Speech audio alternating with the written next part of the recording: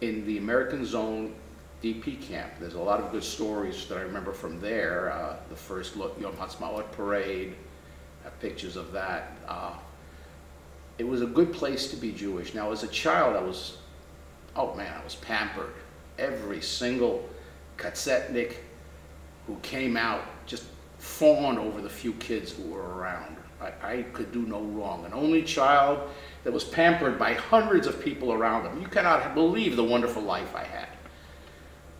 They would find little pieces of delicacies, and I would have the greatest food, you know, that kind of thing. It was just like they just could not do anything. And I remember, I guess I'm blessed with a fairly good memory, at least I make up a lot of good stuff. After Berlin, we went to 4 of the camps. I don't remember, Giebelstadt, Eichstadt, Lechfeld, one more, and then we ended up in in Bremenhaven. This was over 5 years. They supplied the basic medical care. There was a food ration, but we weren't locked into it. We could leave, and we lived in one room, hot plate. There was a market. It was just people. The people that came in, the Jews, quickly started handling, as is our wont.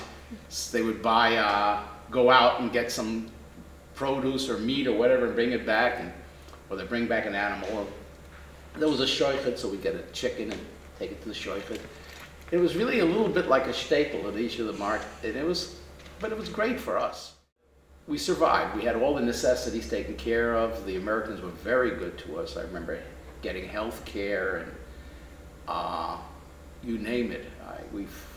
Physically, it was heaven after the deprivation of the war for my parents. I don't remember the war, but they thought it was great.